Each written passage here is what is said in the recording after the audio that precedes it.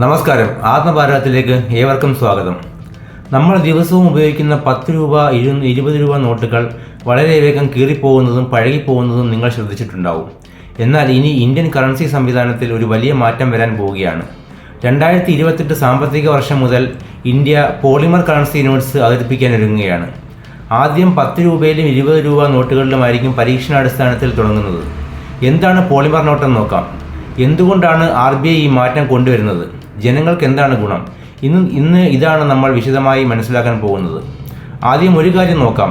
ഇപ്പോൾ ഇന്ത്യയിൽ ഉപയോഗിക്കുന്ന നോട്ടുകൾ സാധാരണ പേപ്പറല്ല, പരുത്തി അടിസ്ഥാനത്തിലുള്ള പ്രത്യേക സുരക്ഷാ പേപ്പറാണ്. എന്നാൽ പോളിമർ നോട്ട്സ് ഒരു പ്രത്യേകതരം പ്ലാസ്റ്റിക് മെറ്റീരിയൽ ഉപയോഗിച്ചാണ് നിർമ്മിക്കുന്നത്.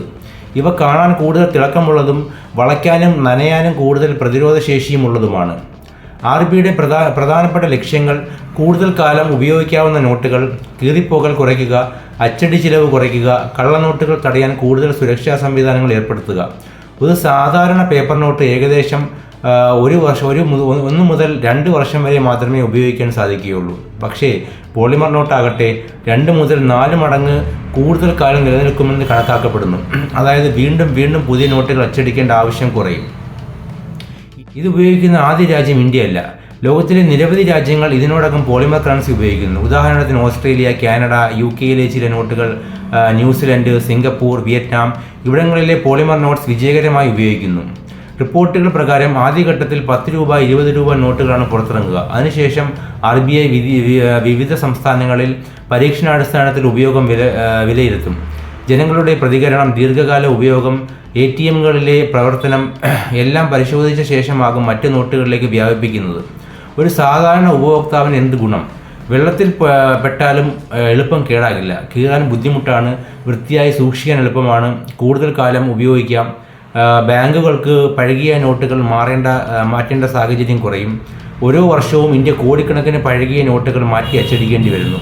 പോളിമർ നോട്ട്സ് വന്നാൽ അച്ചടി ചിലവ് കുറയും, അസംസ്കൃത വസ്തുക്കളുടെ ഉപയോഗം കുറയും, കറൻസി മാനേജ്മെൻറ്റ് കൂടുതൽ കാര്യക്ഷമമാകും, ഉൽപ്പാദനശേഷി വർദ്ധിക്കും.